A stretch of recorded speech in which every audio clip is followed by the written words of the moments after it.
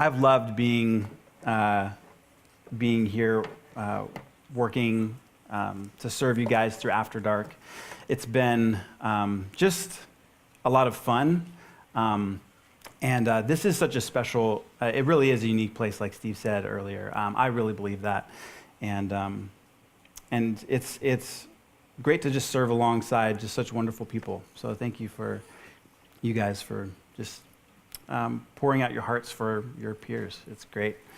So I'm a grad student here. I'm older. I just turned 30 2 weeks ago. And I remember in college thinking 30 seems so far away and so old.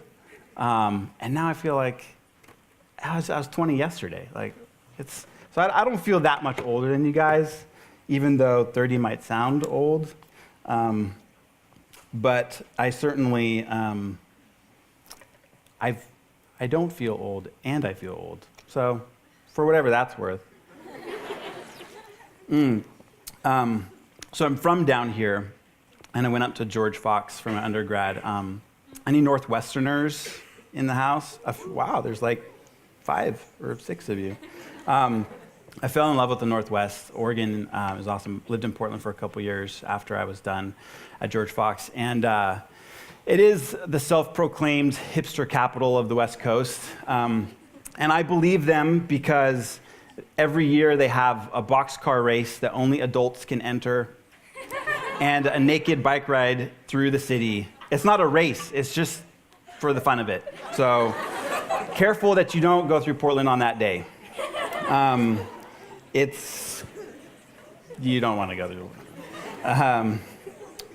My wife and I got married a couple years out of college, and we moved back down here so that she could go do her graduate degree at APU.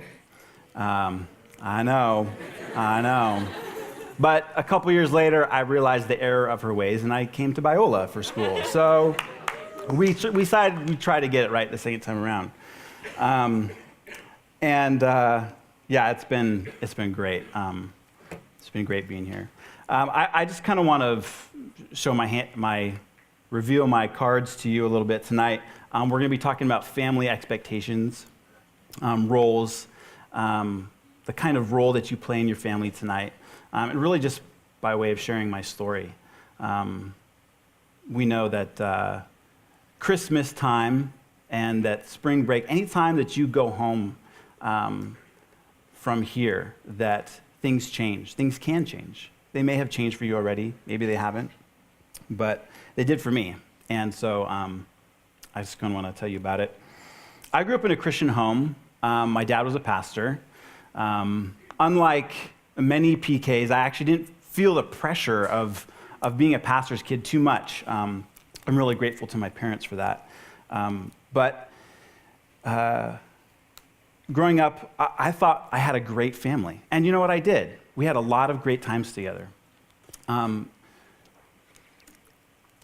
There was, of course, hard things that we went through as a family, but I thought, my family, with the divorce rate as high as it is, right, 50% is what they always say.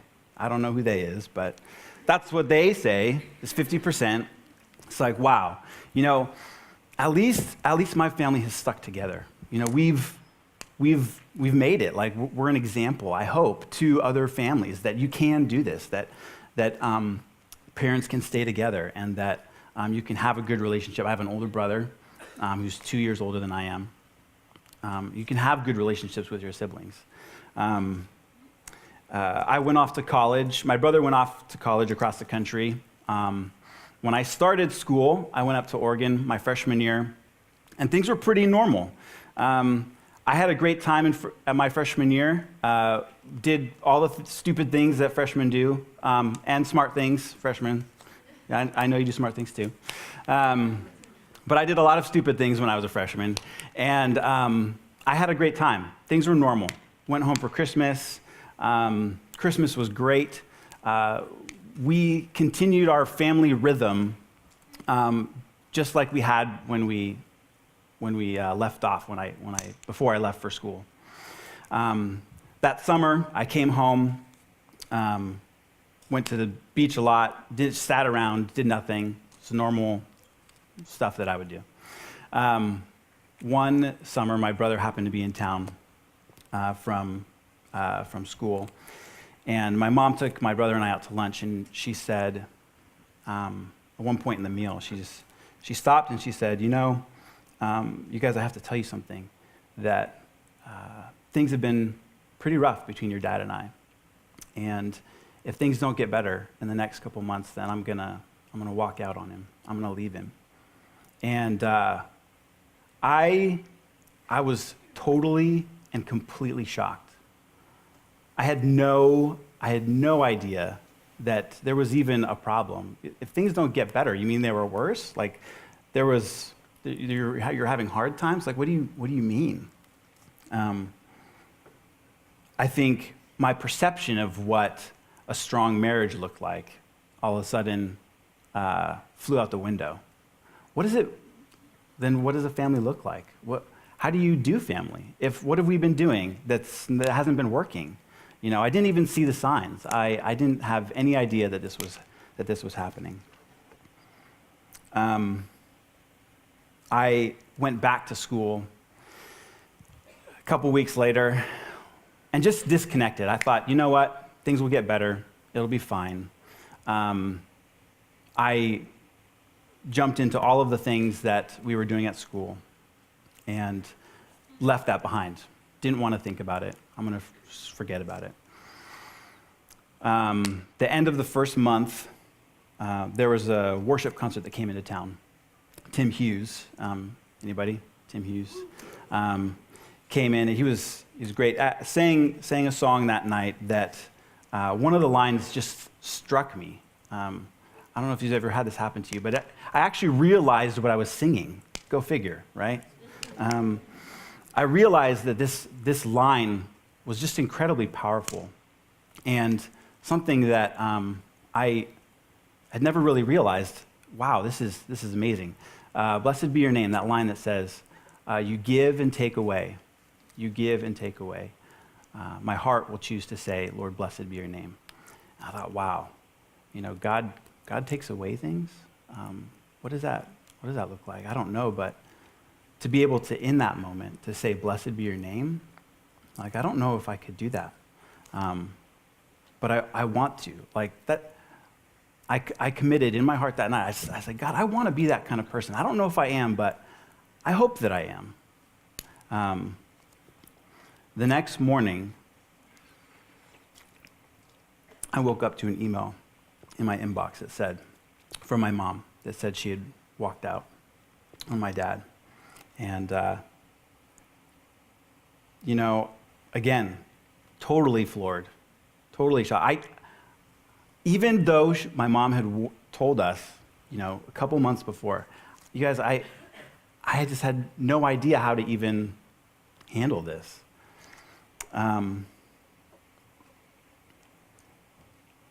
I think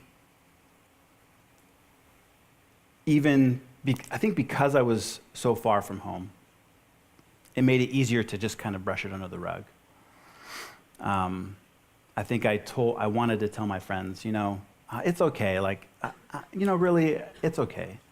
I think I didn't know how to handle it. I don't think I knew what do I do now. I don't think I wanted to feel the hurt and the sadness that comes with that brokenness.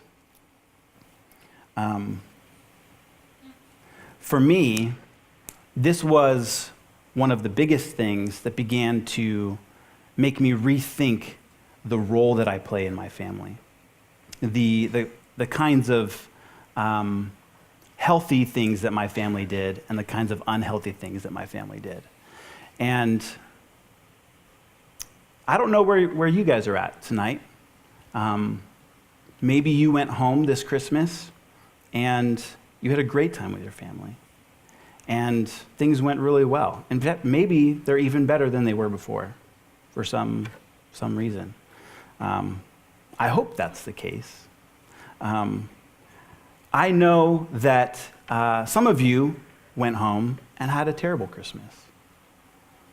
Things didn't feel right. They felt off. Maybe you got into an argument with your brother or sister or your mom or dad or a grandparent or a cousin that was maybe hit you by surprise. Where did that come? Why are we having this hard time? This doesn't make sense. I know that no matter where you are at, your family will change, and you will change as a result of just leaving for college. Maybe it's a relationship here. Maybe it's some sort of ministry that you're involved in here on campus. Maybe it's your major. Maybe the more you learn about something in particular, it begins to change the way that you see the world, and you begin to respond differently to the world. And rightly so, right? That's what growing and maturing is all about. Like, this is a good thing. And things at home seem to change, and that's not so comforting.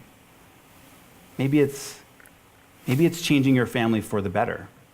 And maybe it's getting harder and harder to connect with your parents. Maybe it's getting harder and harder to understand where your brother or your sister is coming from. And that's kind of what I want to talk about tonight. There's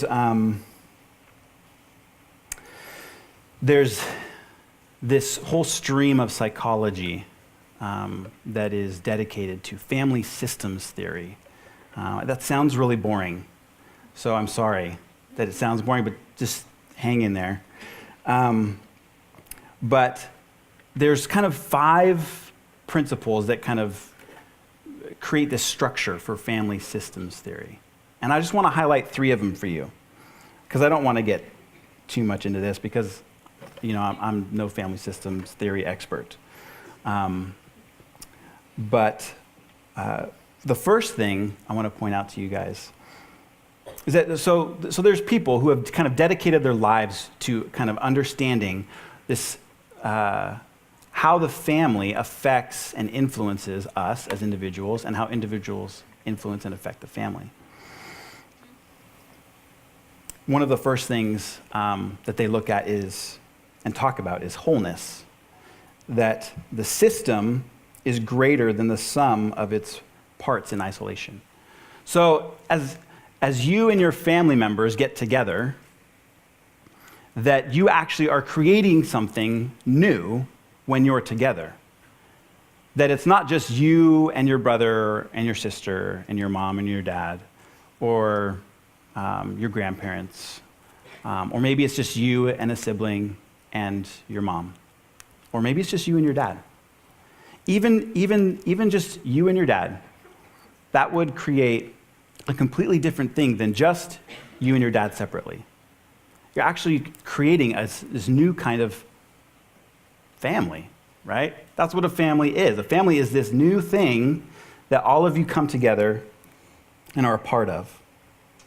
And the second thing that they point out is that there are no unimportant parts. I think that's the significance of that speaks for itself. That you are not an insignificant part of your family. I know that some of you feel like an insignificant part of your family. But every part of the family has some important role. Even if you feel like a very quiet, maybe a very passive part of your family, an observer maybe, that if you were removed from your family, your removal would be felt. And the family would be different, because it is made up of you and the other members of your family. And this part I've kind of already alluded to. They call it dynamic homeostasis. So sorry, it's the first week of school for that big word. I don't really know what it means, but the idea of it is that that your family can create a balance, that there's kind of like this ecosystem that you create, like a living organic thing. That together you learn how you relate in a way that creates some sort of working system, right? That's why they call it family systems theory, because people are so smart. And it works. Whatever it is, however dysfunctional or functional, right? However good or bad it is, you've figured out a way for your family to make somewhat of some sort of balance. Now, the thing here is that as you change, that balance changes. And that balance gets thrown off balance. And we need to figure out how to do that. I believe that college is one of the biggest times in your life that change occurs. This is one of the biggest times where you are asking yourself, and I was asking myself, what is this all about? Why do I do this? Why do I do family this way? Why is my family this way? I don't know if you guys ever had this experience of going over to a friend's house and staying for a night or 2 nights, and seeing another family and the way they work. And you're just kind of like, why do they do that? That is weird, you know? It doesn't make any sense.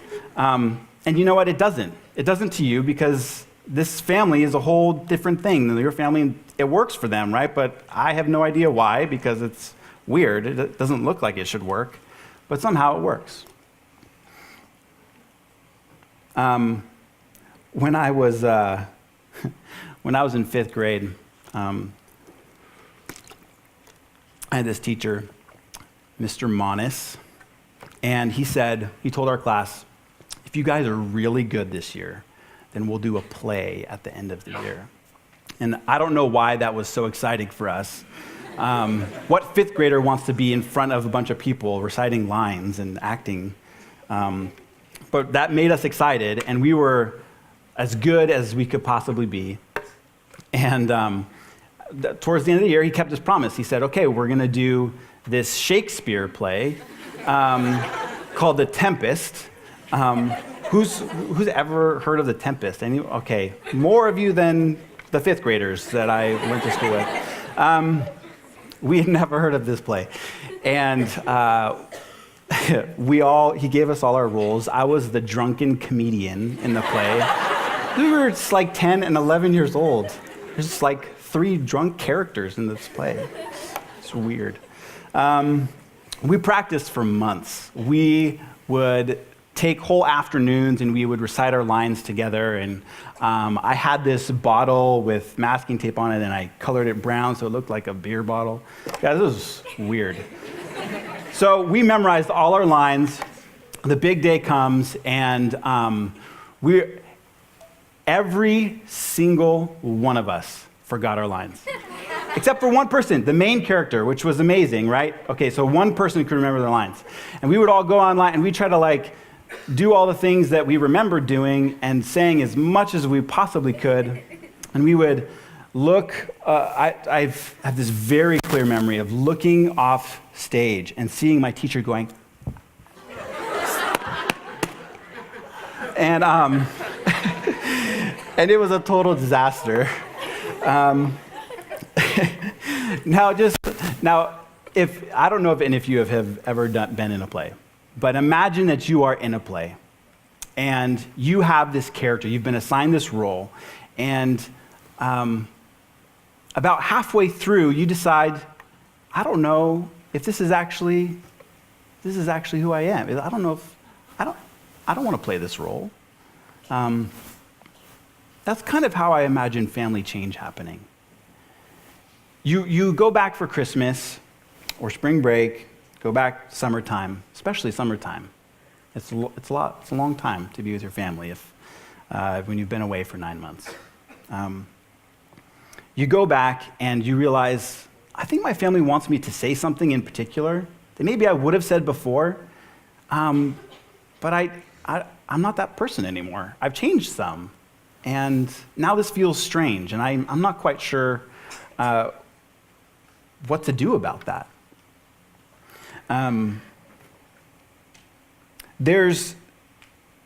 You might fall into any one of these categories, if you've ever experienced that. And you might experience it in the future. You'll probably fall into one of these categories. One, you'll probably just play the role for a little while. Maybe while you're confused, maybe even frustrated. You'll just play the role for a little bit. And it's like, okay, well, this is what I used to say. This is how I used to do, and I'm just gonna keep doing it. It worked. Like it kept the balance going. I'm just gonna keep at it for a little while, see what happens. Maybe you want to run away from your family. Maybe you avoid them. Maybe you stop talking. Maybe you spend some more extra time in your room. Maybe you go to your friend's house. Maybe you get a job for the summer someplace else. That's what I did. The summer after my parents split up, I was like, there's no way I'm going home. I got a job at a summer camp, and I was home for just a couple weeks, and I went to the summer camp, and I didn't go home. I went straight back to school. It's like, you know what, I'm just going to pretend this isn't happening. You can also go into fix-it mode. Maybe you're a fixer, and you know what, you realize things are changing, and so I don't know what I'm going to do, but I'm going to fix it. So you overcompensate. Maybe you're talking to your parents about every little thing, or your brother and sister, and maybe somebody else in your family is changing. And that's confusing. And so you try to fix them, which is a whole nother after dark. Or maybe you just kind of give up. Maybe your family is already in a place that you've decided, I don't know if I can do this. I'm just gonna, it's just exhausting and sad, and I'm just gonna check out. No matter where you find yourself, I wanna encourage you guys with just a few things.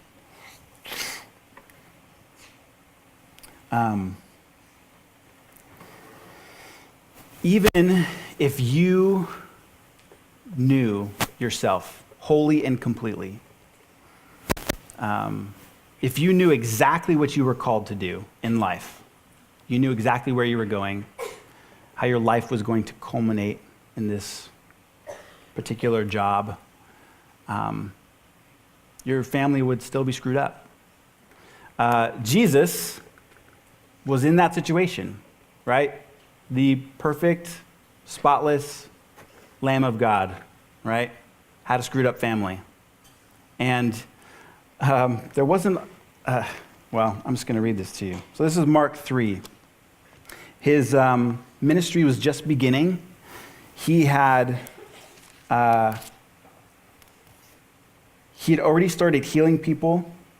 He called a lot of the disciples to him, spoken up against the Pharisees. So Jesus is in the height of he's beginning this massive ministry. People are beginning to flock to him, okay? He went up on a mountainside. He called the 12 disciples to himself.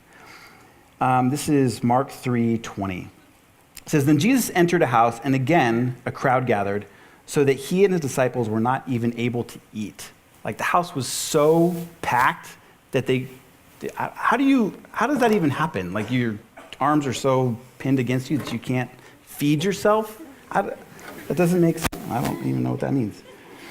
But it must have been really crowded, I guess, is what that means. When his family heard about this is his family, they went to take charge of him, for they said, he's out of his mind. Okay? How encouraging. Thanks, family. Like, you're really looking out for Jesus. That's great. A couple verses later, the Pharisees speak out against him, and then in verse 31 it says, then Jesus' mothers and brothers arrived. Standing outside, they sent someone in to call him.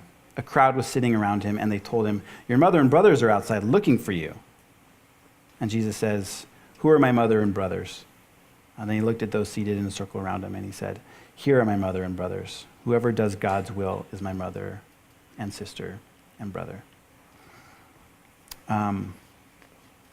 Jesus is making a very bold statement there about the family of God and what that means. But I just want to point out that Jesus' family was not always behind him, right? They said he was crazy. In John 7, it says his brothers kind of were telling him, "Oh, why don't you go up to the feast in Jerusalem?" And he says, "It's not my time." And as well, basically, his brothers didn't believe him. It says Jesus' brothers didn't believe that Jesus said was who he said he was. So there's no out there. Your family isn't perfect. And your family never will be perfect. I'm sorry that might be really depressing. I'm sorry about that. And that might be really freeing. I hope that there's some freedom in that. That you know what? Families are broken. I don't know if there's a way around that. But I'm going to keep moving. We're going to come back to that. When it comes to your family and the transitions that you guys go through, as you try to relearn how to connect with your family, and for them to try to relearn you, and how to figure out how to be home at Christmas and at spring break and at the summertime. Remember that your parents are always doing and experiencing things for the first time, just like you, right?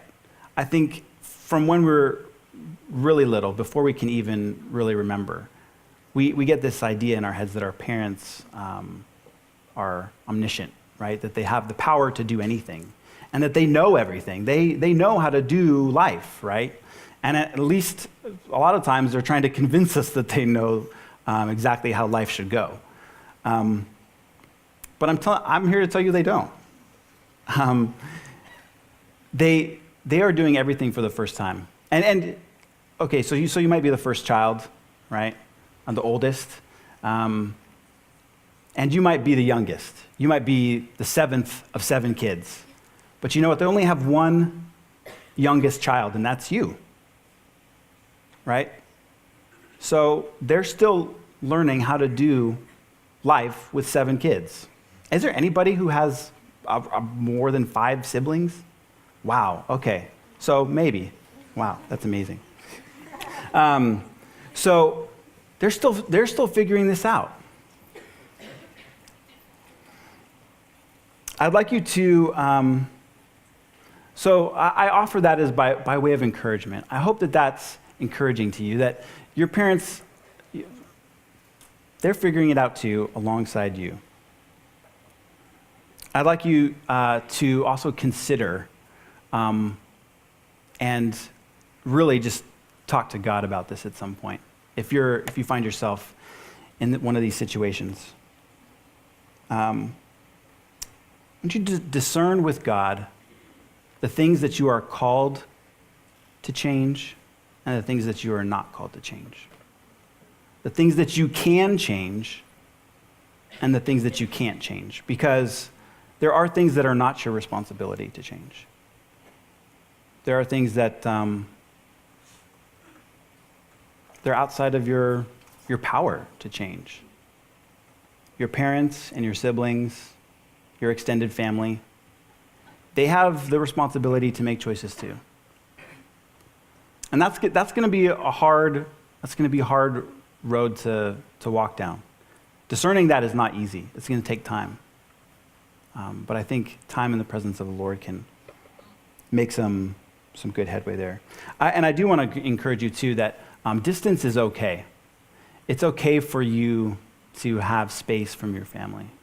I think for me, well, when I worked away from my family, I worked at that summer camp, I think that was a really good thing for me. I don't think avoiding my family and avoiding conversations with my family was a good thing. And that's where I want to encourage you to really think about those things. I don't know if avoiding those conversations is really helpful. And you know what? Hard conversations with your family will never, ever be easy. Because this summer, like I said, I'm 30, right? I'm old. This summer, I had to have a hard conversation with my dad.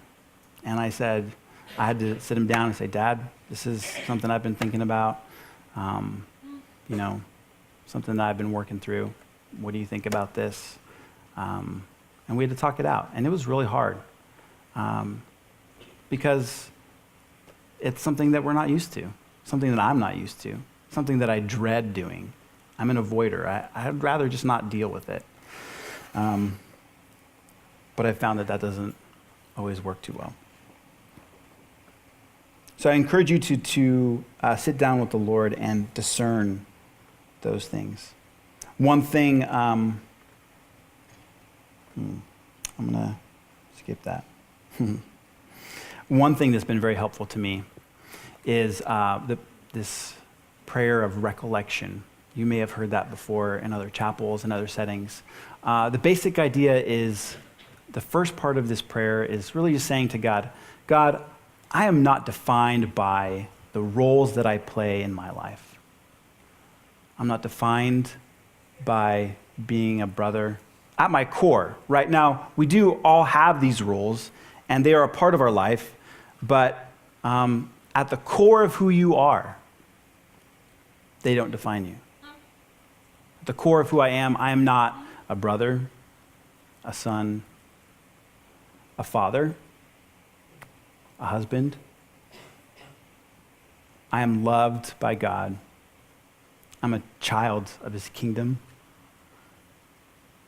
And that's who I am. That's the second part. Reminding myself and asking God to remind me of who I am in him.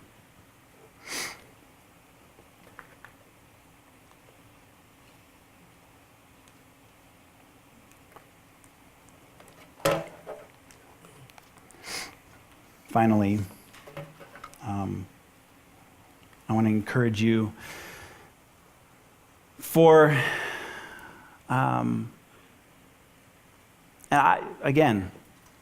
this is my story. For me, it rocked my world. At one point, I'm grateful to, if you have someone in your life that you look up to, that you can talk to about these things. I would really encourage you to talk to someone about them. Because, like I said, I'm an avoider, so I really need someone to walk through these things with. I had someone in my life at that time who had parents who had similar situation when he was older in life. Older, high school. He was in high school when his parents got divorced. But he kept telling me, Kevin, this has affected you, and you can't say that it hasn't. And he said, at one point I said to him, I was like, you know what? Forget it. I'm just never going to get married. That just seems too complicated. Like, it'd be way easier to just never get married and never have to think about it. He's like, yeah, right, Kevin. That's really good. So now I'm married. You never know what the Lord has for you, for sure. But in the midst, so all that to say that it kind of flipped my world upside down for a while. It's like, you know what, just forget it. I'm not even going to think about this. In the midst of all of this, no matter what happens amidst your family, no matter what kind of conversations you have, no matter how crazy it gets, God will never change. God is unchanging. I love this verse in James 1:17. It says, "Every good and perfect gift is from above, coming down from the Father of the heavenly lights, who does not change like shifting shadows." You guys know the verse in Hebrews that says, Jesus Christ is the same yesterday, today, and forever. Malachi 3 says, "For I, the Lord, do not change. Therefore you, O children of Jacob, are not consumed." Isaiah, "The grass withers and the flowers fade, but the word of our God will stand forever." Psalm 90, it says, "Before the mountains were brought forth, or ever you had formed the earth and the world, from everlasting to everlasting, you are God."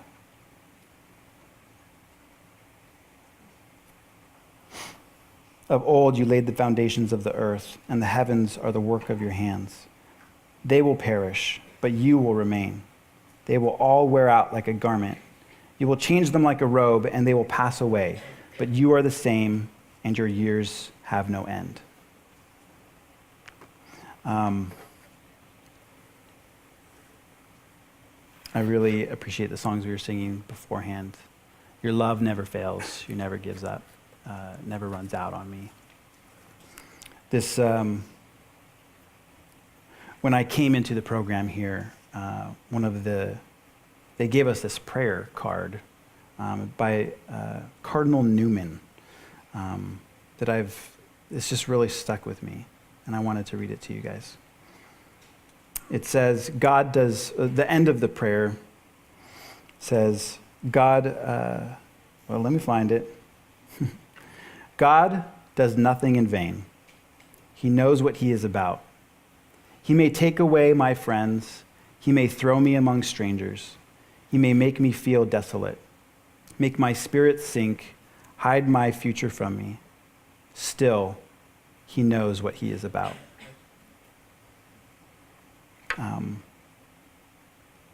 No matter what your family situation looks like, as it changes, there might be moments where you think, I don't know what's going to happen with my family. God knows what he is about. God is unchanging, and he does nothing in vain. We hope you enjoyed this message. Biola University offers a variety of biblically centered degree programs, ranging from business to ministry to the arts and sciences. Learn more at biola.edu.